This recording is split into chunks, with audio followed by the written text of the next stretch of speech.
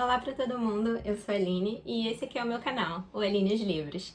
Sejam todos bem-vindos ao vídeo de hoje. Ao vídeo em que eu vou enfrentar a leitura do Miss Dalloway. O que vocês acham de vir comigo? Por que eu digo enfrentar o Miss Dalloway? Porque foi a minha terceira tentativa de ler esse livro e nas duas primeiras eu comecei a leitura e acabei deixando de lado. Outros livros me pareceram mais interessantes, mais urgentes, mas eu vou explicar então mais pra frente nesse vídeo por que de fato foi um enfrentamento essa leitura. Primeiro eu vou falar um pouquinho da Virginia Woolf. Certamente ela dispensa apresentações, então eu recomendo até para vocês fortemente a biografia escrita pelo Quentin Bell. Ele era sobrinho da Virginia Woolf, filho da Vanessa Bell, irmã dela, e ele escreveu uma biografia super completa, super franca e muito interessante de ler.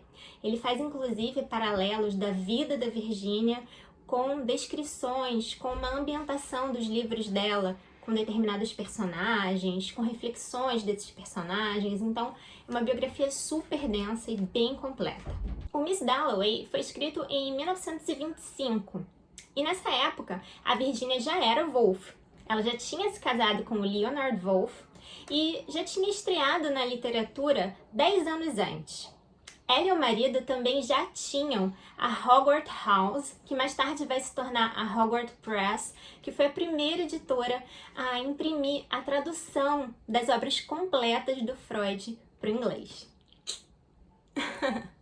A Virginia nasceu em 1882, era filha do Leslie Stephen, um historiador, biógrafo, um intelectual bastante conhecido na época, sobretudo pelos saraus que ele organizava em Londres.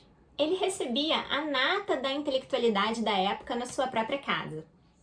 Ele tinha uma biblioteca monumental e a Virginia, que foi educada em casa, ao contrário do seu irmão, ela chegou até mesmo a ter aulas com o próprio pai. E, assim como seu pai, ela desde cedo mostrou uma tendência muito séria à depressão.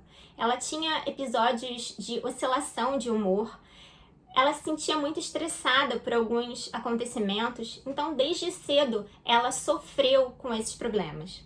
Ela teve uma vida triste, mas ao mesmo tempo muito interessante. Ela foi feliz no casamento e não teve filhos.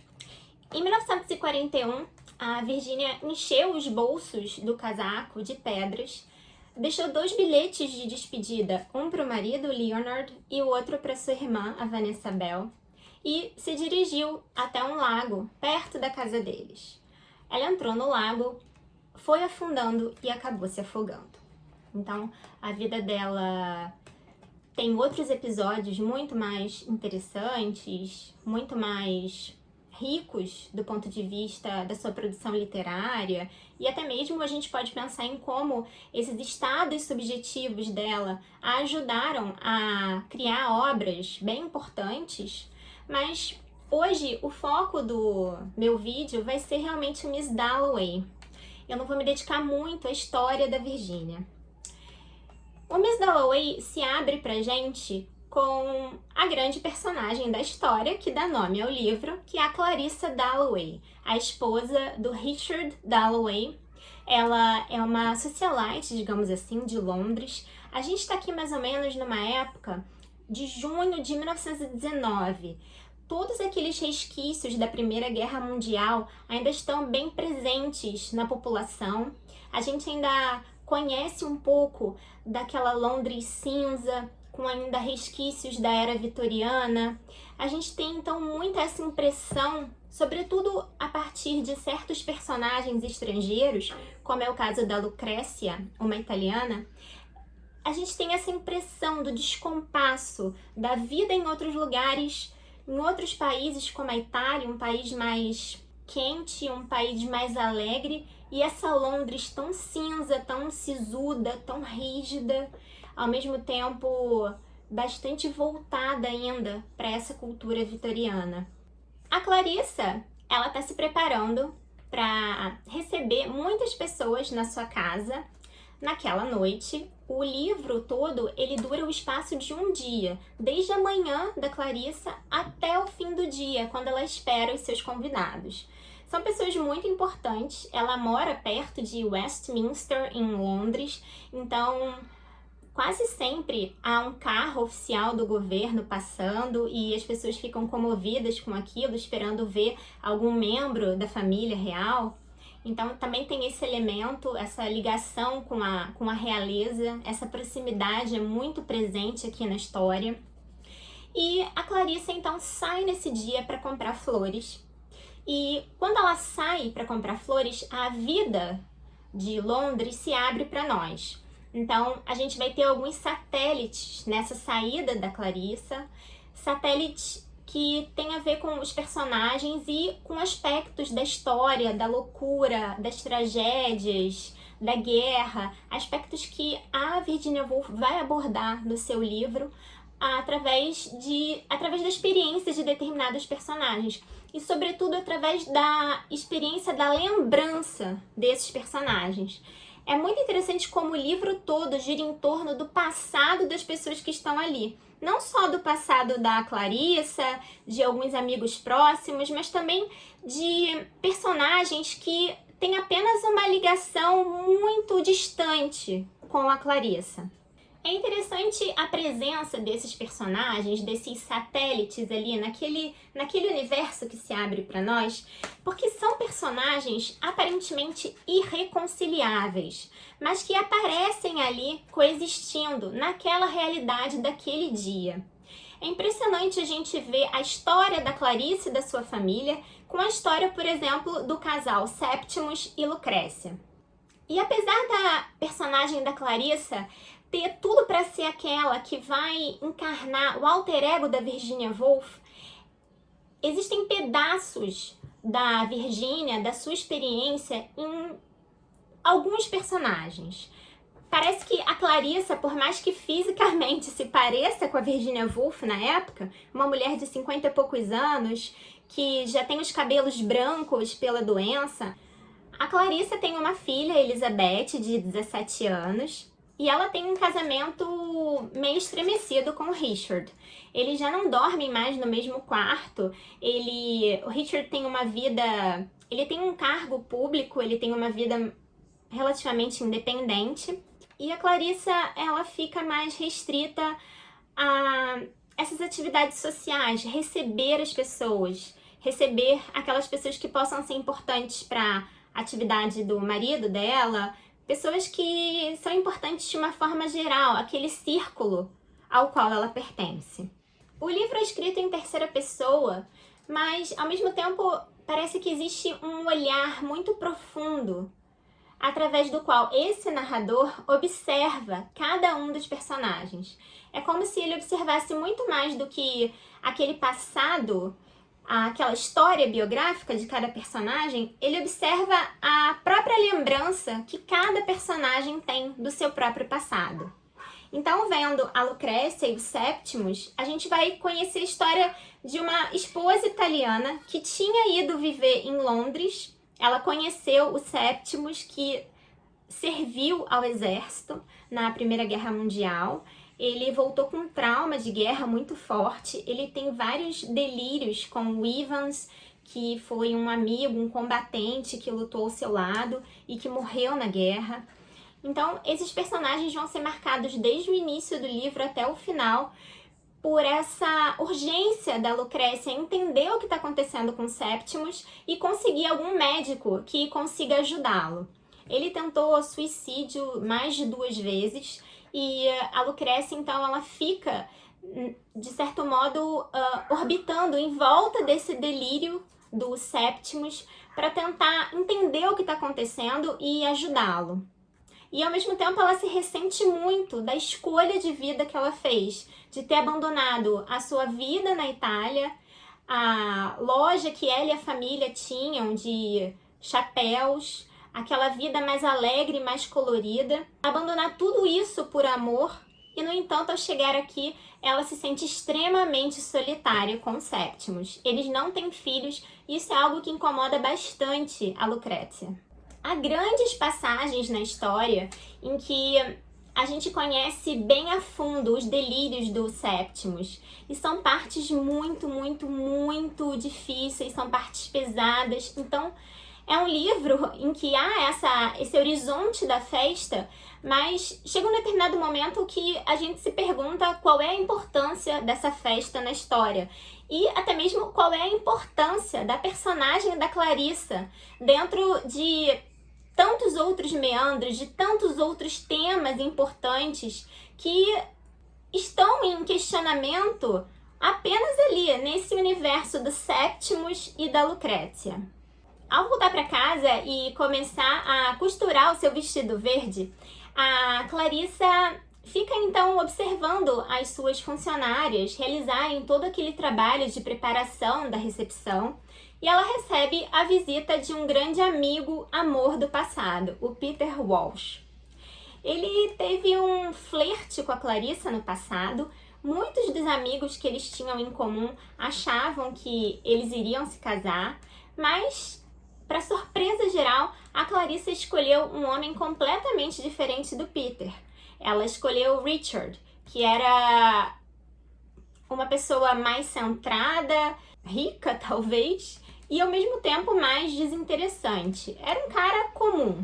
O Peter acaba tendo um outro tipo de vida, ele vai para a Índia, ele tem um primeiro casamento fracassado e ele está prestes a embarcar em um outro casamento malogrado com uma mulher que vive na Índia, uma mulher que ainda era casada.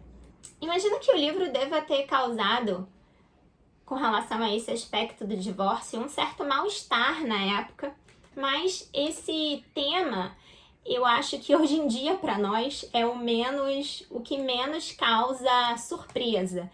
O tema da loucura e o tema dessa tentativa dos personagens reunirem cada qual a seu modo, as suas experiências do passado e tentarem dar um sentido à sua vida, esse é o aspecto mais significativo. Talvez tenha sido também na época, mas acho que sobretudo hoje em dia.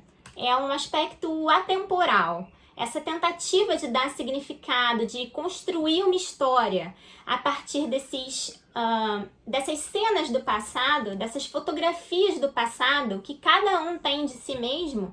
A Clarissa na sua relação com a amiga Sally Seton, o Peter na sua relação com a Clarissa, com as mulheres, com os seus próprios amigos ali na sociedade londrina, seus amigos bem-sucedidos, ao passo que ele sempre estava precisando de uma mãozinha para conseguir um emprego, um trabalho, mas ao mesmo tempo era uma pessoa extremamente querida pelos outros, era alguém que era bem recebido, alguém que era uma atração em todas as festas pelo seu estilo de ser,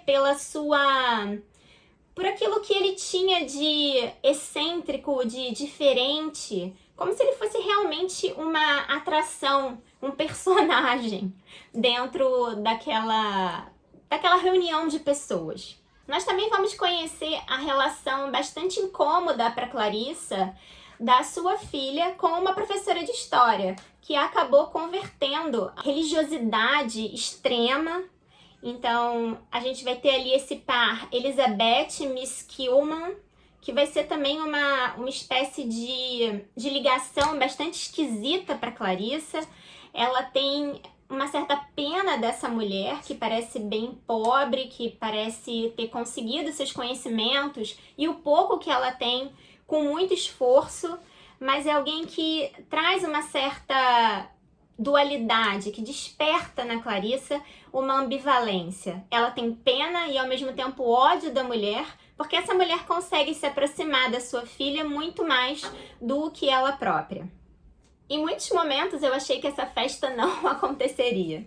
Eu achei que alguma coisa iria impedir a realização, porque são tantos aspectos, tantos encontros e tantos acontecimentos ali, não só rememorados do passado dos personagens, mas acontecimentos ali entre a Lucrécia, o Septimus. Eu não vou contar para não estragar a graça do livro, Mas essa questão do passado, da lembrança, essa tentativa de ordenar os acontecimentos, essa tentativa de cada personagem achar sentido na sua própria vida, é alguma coisa muito forte, muito presente no livro.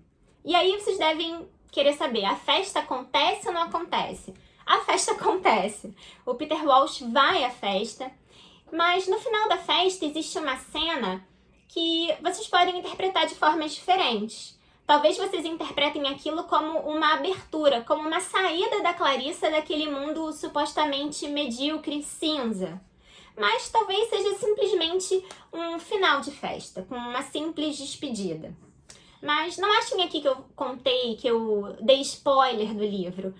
Eu acho que cada um, na sua leitura, faz uma viagem diferente pelo livro. Cada um fica preso em determinadas partes. Cada um procura acelerar a sua leitura em outras páginas, em outros momentos. Mas é um livro realmente que não tem nada de leve. É um livro que é enfrentado. É como se a gente navegasse nele, nós, com as nossas lembranças, com as nossas questões de vida. Então é um livro que mexe bastante. Eu fiquei bastante mexida com essa leitura.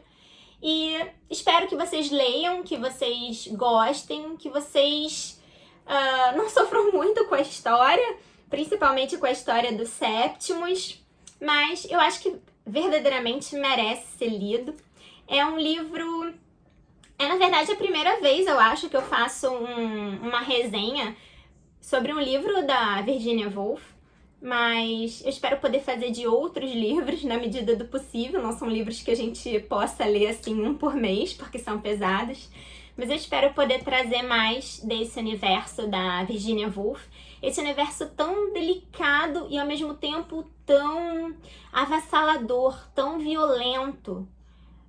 Fazendo esse contraponto que é o próprio contraponto de vida dela. A elegância, a delicadeza e ao mesmo tempo essa loucura, essa voracidade, esse abismo subjetivo que ela consegue reunir nas suas obras. Se você gostou desse vídeo, não deixa de se inscrever no canal, deixa um like, é super importante aqui para nós, para o nosso crescimento, e eu vejo vocês no próximo vídeo. Tchau!